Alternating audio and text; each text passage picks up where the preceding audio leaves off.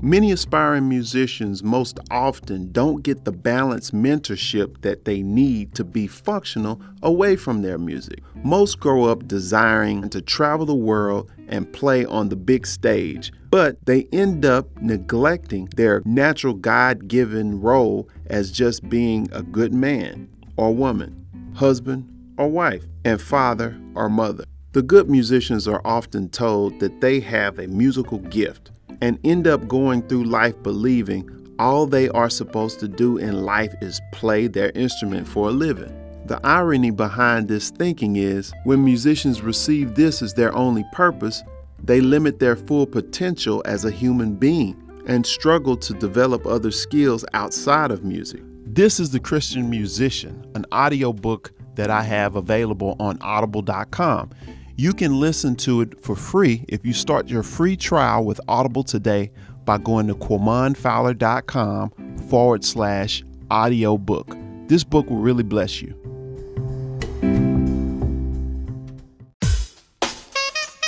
Welcome to the Productive Q Podcast. This show is all about empowering you with biblical principles and practical resources to help you overcome being unproductive so you can produce in the area of your passion. Now your host, Quamon Fowler. What's going on? This is Quamon Fowler of the Productive Q Podcast, where I help you overcome being unproductive so you can produce in the area of your passion. And today I am going to talk to you about a few different things, but what I was doing is doing a live stream this time around and wanted to do something different and kind of shoot from the hip, and also see some of the comments that come in through Facebook. Now, if you want to get in on the conversation, connect with me on my Facebook page. I know my personal one is full, so sometimes people will unfriend me when I post something that they don't like, and you can probably get in that way. Otherwise, you have to follow the Quamon Fowler musician / educator. I think that one is Quamon. It's what is it? Facebook.com/Texas Tenor Music.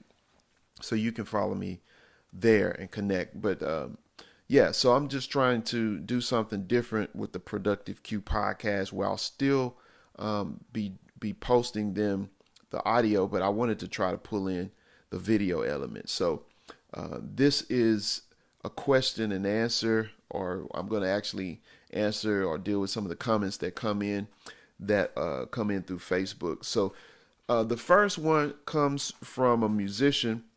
He actually was a student of mine. He actually is a student of mine virtually now through the Texas Tenor Music Academy. But he asked the question because I was talking about the different things that I've gotten into as being self-employed, and then trying to transition or move into being a business owner. But also I was talking about the investing in the other things outside of music. So the question came in. He wanted me to touch on how I got into investing and creating streams of income outside of music. So that's a great question. Great question. So appreciate it. That's P Manziel. So how did I get into it? Okay. So first of all, what I did, okay. So earlier on, like 2004, 2005, when I was in Lubbock, I was really digging into business opportunities. I would say probably like 2006, 2007. I was interested in this idea of passive income, and of course, we get passive income through putting our CDs and digital albums out, and people will buy those, of course. And I was thinking about my talents that I had as a composer, producing music, gigging. And I remember I wrote down all of the different ways that I could think of to make money with music. And then as I started looking into or reading books like Robert Kiyosaki's Rich Dad, Poor Dad, and talking to different or yeah, reading his material and then talking to other people who were a part of network marketing companies and stuff like that. That idea attracted me, to be able to have other people who work, who are part of a business, and they go out and work and you get a piece of their stuff. And so I ended up getting into different network marketing companies. And so, of course, you learn a lot from being in those. And sometimes people can be successful, but you just have to push a brand or something else that's can be something that's not your passion. So I remember going to a seminar. This was a while back, of course, when Donald Trump he came to one of those conventions that I was at for the one I went to. And what up, D'Anthony? I see you. And so he said every time he wake up in the morning, he loves what he does. This was way before he was even a thought that he would be president. But he said you gotta love what you do. So if you don't love this business, you're not gonna be successful. And so right at that point, I said that I need to get out of it.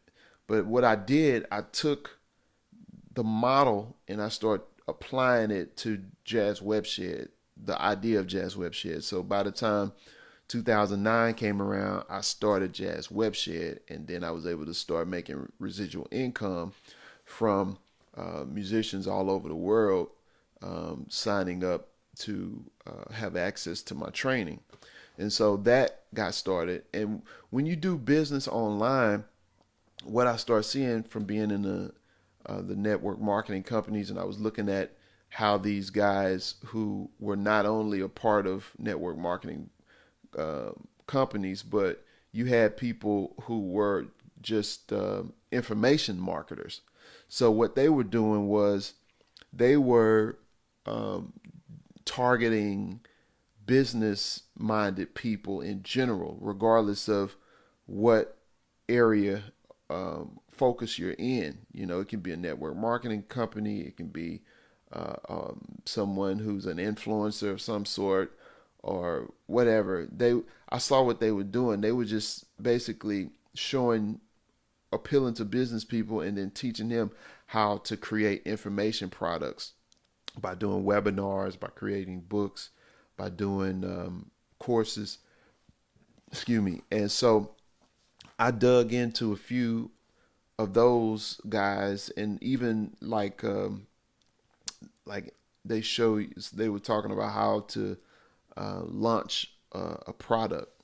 So it's a lot of internet marketers out there, and so I dug into their stuff. I was getting into their courses and getting into their membership sites and doing conference calls and webinars and stuff like that. And so I learned a great deal of stuff totally outside of my industry. And what I did, I came back to my industry to apply a lot of the stuff that I learned from these information marketers. And so that's what inspired me to, do webinars, because I was doing a lot of webinars back then. I was doing, like I said, I had my CDs, I had different things that I was thinking about, but I never invested. Oh, I was investing into index funds. I was investing into mutual funds, and stocks came later because I was understood to stay away from stocks because it's more risky, and if you really want to make a lot of money, you got to stay on it and watch it. I mean, I know some musicians who actually do options trading and who do scalp trading where they make a lot of money doing it, but I don't want to do it like that. I liked real estate. To make a long story short, I ended up finding out about REITs. REITs are in real estate investment trust. It's okay to be a copycat as long as you copy the right cat. Right? That's true. But I ended up finding out about real estate investment trusts, and the interest rate on those, a lot of the ones that they have online, like 6, 7, 8%, something like that. If you want higher percentage for your return on your investment, 12 and up, you got to be a accredited investor. And so you got to make over $250,000 a year.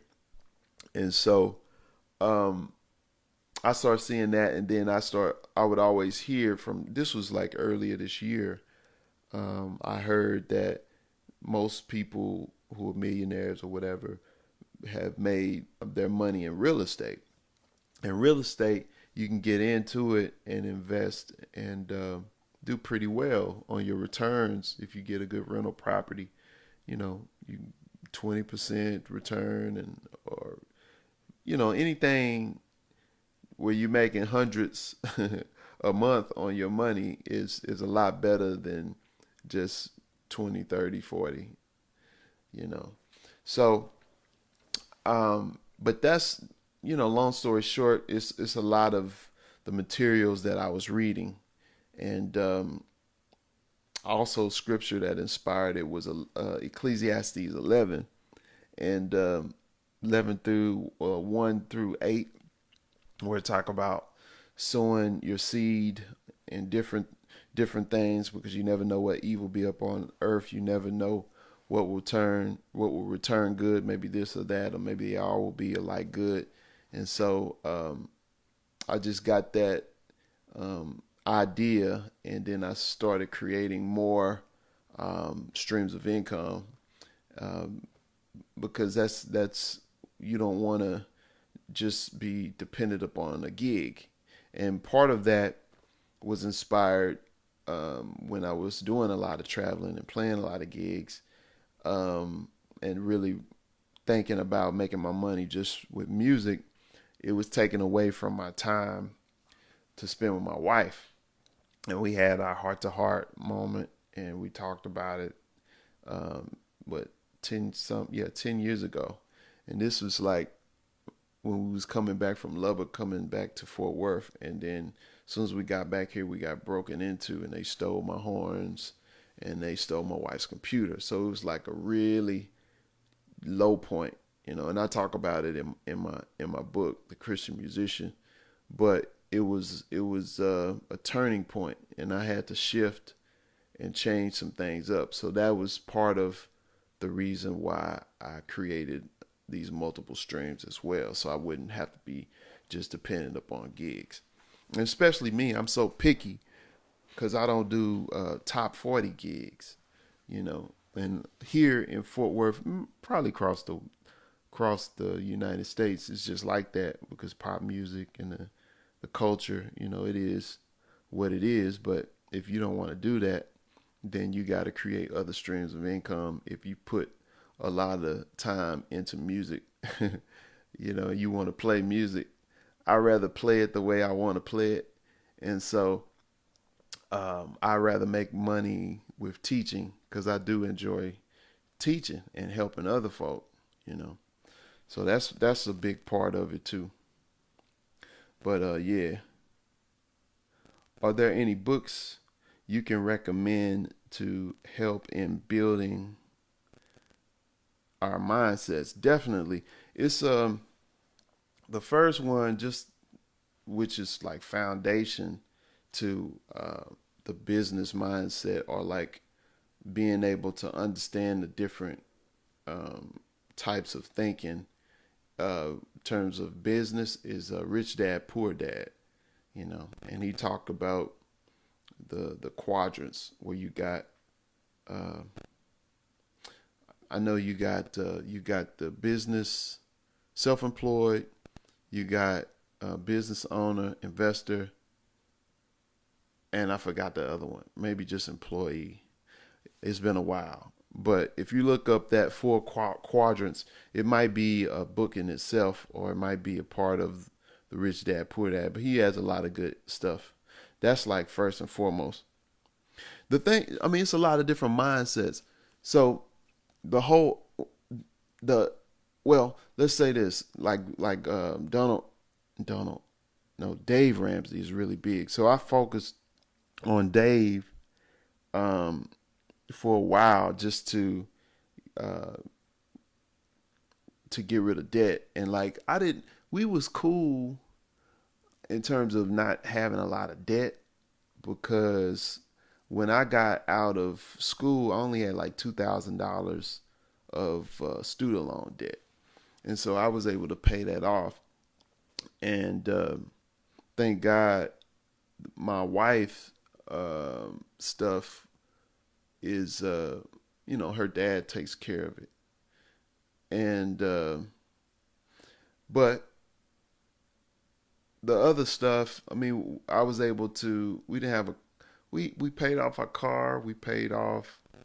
Um, we got a house in 2012, and then so we got the house note, but we don't have a lot of. We don't have. At the time, we didn't have a lot of debt. I got debt now just because I bought some property. I bought some property, but anyway, I was saying Dave Ramsey just for the mindset of getting out of debt and really learning to discipline yourself. And I did stack up the 3 to 6 months of of expenses and have an emergency fund. That's like foundational, okay? Because when you get into Robert Kiyosaki, he's gonna tell you really the opposite in terms of you got to know what good debt is and you got to know what bad debt is. Consumer debt is bad, but in like business debt is cool because you spent that money on something that's going to bring money into your pocket. So you need to understand the difference between liabilities and assets. And so once you start learning those things, then especially when you buy property, you see your property as an asset because your house will gain equity, and then you can use that equity to invest in other properties that'll bring money into your pocket. But like I said, some people have the mind frame that I'm gonna just work hard, do some extra gigs or side jobs or whatever so I can get out of debt. But then once you start talking to business people or people who have a different mindset about debt, then it'll blow your mind because they don't look at it the same way.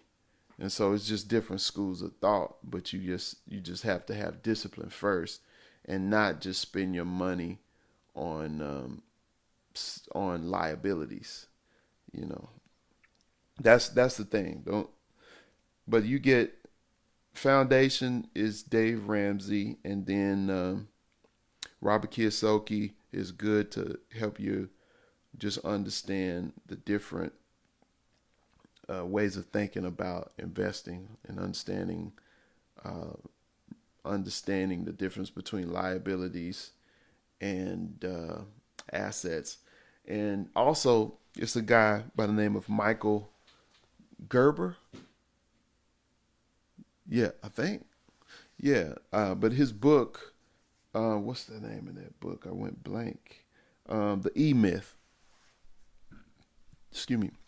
So the E Myth is a good one, and that guy I think was a musician too. But that one teaches you the subtitle is why most small businesses fail and what to do about it. And so he just talks about the difference from being self-employed and being a business owner. And so someone uh, you're self-employed, you got to wear all three hats from the standpoint of being the technician, the manager, and the business owner. And so that's what happens when you work for yourself, by yourself. You got to execute, you got to do whatever it is that you specialize in. Then you got to manage yourself, your time, your schedule, um, making sure you get stuff done when people ask you for something, whether it's recording some horn lines, or drawing something. I don't know, whatever business you're in, you got to manage yourself. And then from the standpoint of the business owner is the visionary. So you're thinking about the direction that the company or that your brand is going in. So, but that's a lot to do when you're doing it all by yourself. So he just talks about the difference between the two. But like I said, those three areas, you have to really replace yourself and put people in those areas to do the stuff for you. And I'm at that point where it's some stuff. The whole point was you only want to, I might be taking this from another book, but you only want to spend time doing the stuff that only you can do.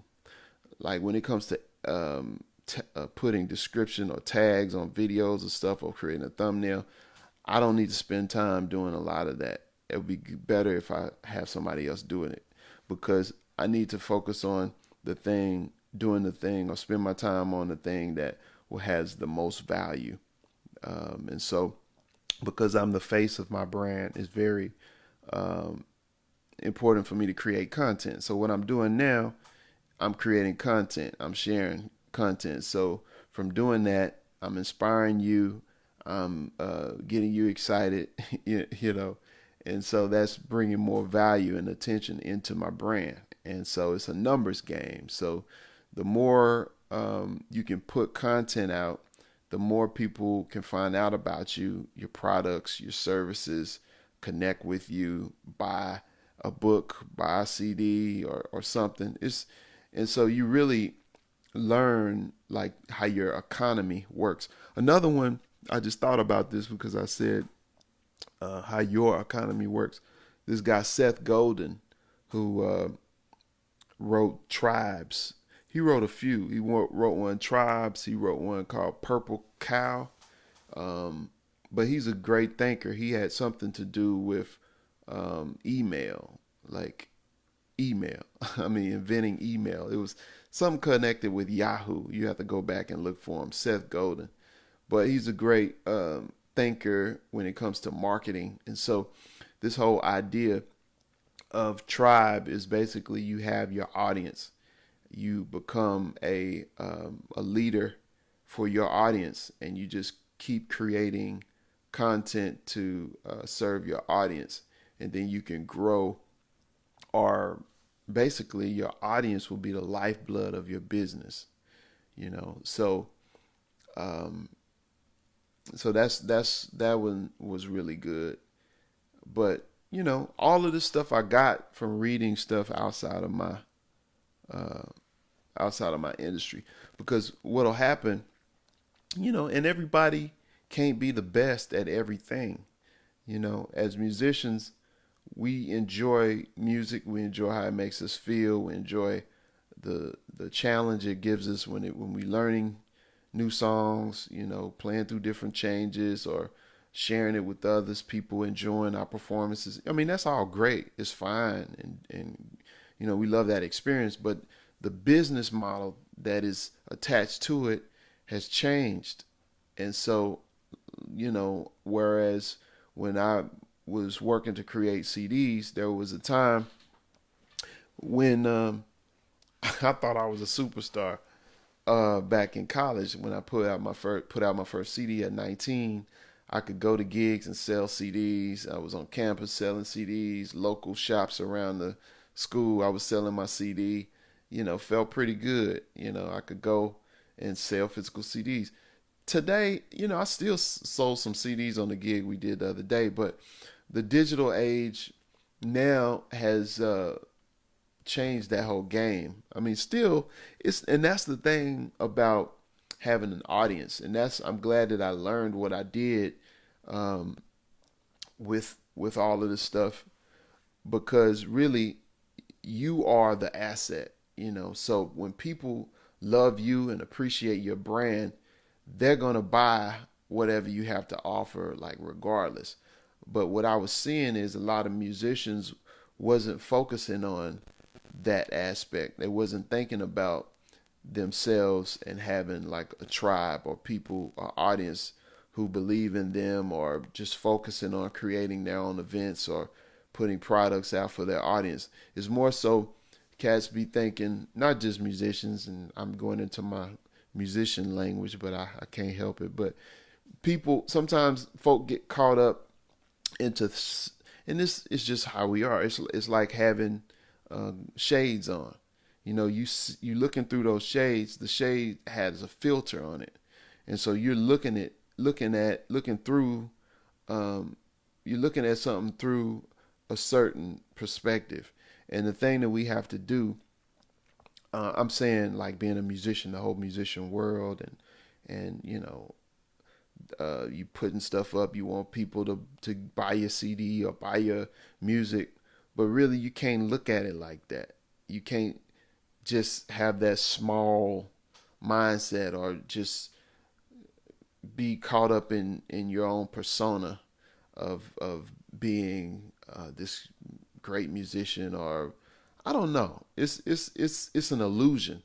So what I did, I had to change my perspective and see myself as one who has a lot of different aspects and a lot of value, more so than just the music, because that really plays into the inspiration for my book, The Christian Musician, because the whole thing was the subtitle, learn what your real gift is, so you can succeed with and beyond your music. And your music is just, your musical ability is just one aspect of who you are. And it's just one avenue that your giftedness can be displayed through. But, you know, like in my home, my family, my son and my daughter and my wife, they love me for who I am, not because I can play a song well. You know, that's all cool, but that really doesn't benefit them. They they benefit from my leadership. You know, they benefit from, you know, how I love them, pay attention to them, spend time with them, you know, give wisdom and share. And, you know, so it's like when you start thinking on those terms, you really see how small that one area of your life is, you know, in music. It's a stream, it's a brand, or it's a department or a section of your bigger empire. But what you start learning is, as you reach mastery, I guess, if you would, you know, in one particular area, you move on to something else. And so the creative process kind of starts all over again. But you really see that you might have maxed out in one area, or you know, you start focusing on other areas in that under the umbrella of that.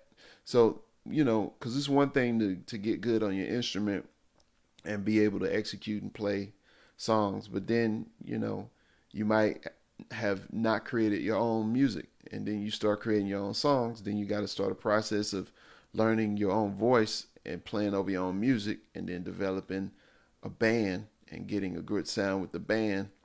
And then y'all have to develop as a group.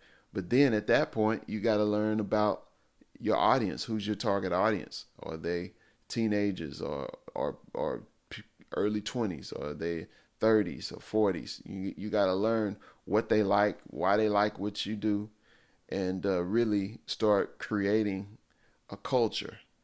And so once I started learning about those aspects, it kind of you know, helped me to be a better creator, and just think bigger. So I needed to have other investments going on in real estate, and so that it would actually support the overall place that I'm going, you know, because yeah. But really, I mean, my thing has always been teaching and performing, because I like to inspire people. I like to touch hearts and give good information, so that ultimately, you know, others can be free and you know, be all that God wants them to be. so we can not be in bondage and stuck. All right. Who wrote Tribes again? That's Seth Golden. Seth Golden. SethGodin. I think. Yeah. But that's it. Just wanted to share a little bit on here and kind of shoot from the hip. And give me some feedback. What you think about this format to have a kind of free, open session where I can kind of talk, and y'all can ask questions. And I'll have this recorded and I'll put it up on my website. And you can also check out the Productive Q podcast on iTunes. You can also check it out on other podcast platforms. Spotify, I know it's on there as well. Podbean. I also use Anchor. So you can definitely download the podcast app or Anchor and find me in there. But yeah, thank you. To find out how you can support me and what I'm doing, you can go to how can you do it? Oh, go to QuamonFowler.com. Join the email list for that on the website, and then you will be notified when I'm having new things uploaded, like new videos, podcasts, and stuff like that. I just did a performance that I shared. The bill, we did it together with Phil French, another saxophonist from in the area, and so yeah, it was nice. People enjoyed it, but we always got to do better with our turnout because this, people are easily distracted these days. There's a lot going on, and a lot of folk don't want to get out the house, especially in Texas. We were kind of, we were facing a football game. Cowboys was playing, and then I know in our community, the church community, it was another big event going on that I ended up going to after our event. But we gotta definitely support each other, and because I was blessed from going to that other event, and I posted about that, and it was right on time because my pastor had gave a message, and he was talking about how energy, you can't get human energy from the computer. You know what I'm saying? Like, you can feel a person's energy when you're around them in person, and it's nothing like going to a performance live, being there, seeing people, meeting people, talking to the performers, and really feeling the whole experience. And if it helps us play different, it's like an audience is a part of the performance, so, and it encourages us to do more, to want to do more when people show up and they enjoy themselves. And I had some great support. I had some folk there that bought a lot of CDs, and and that's the thing. Sometimes I be so thinking about people probably don't want to buy them, or they just can get it on iTunes, but really people really want to support you, especially if they're old, from the older generation. They still want something physical. And even now, I mean, cats are selling albums. So yeah, it's very interesting, but it's more so when you got an audience of people who love you, they're going to support you. But we got to do better with supporting live events, though. All right. Well, I appreciate you. No problem. No problem. Thank you for hanging out with me, and we'll definitely do it again. I see all the hearts. I see the love, and I appreciate that, because that really, like I said, you all even showing up on here and sticking your head in and listening. It helps. It helps encourage me to fine tune what I'm doing and get a better feel of what should I do and how I should do it in terms of the way to present it. So All right, so I got it recorded. We're done. And hopefully you enjoyed this podcast, and we will see you on another one. This is Quamon Fowler of the Productive Q Podcast. You've been listening to the Productive Q Podcast, where we help you to overcome being unproductive so you can produce in the area of your passion. If you really enjoy this podcast and you would like to support it with a financial gift, go to bit.ly/supportpq. That's bit.ly/SUPPORTPQ. Your financial support will help in the production of future programs. Thank you so much for listening.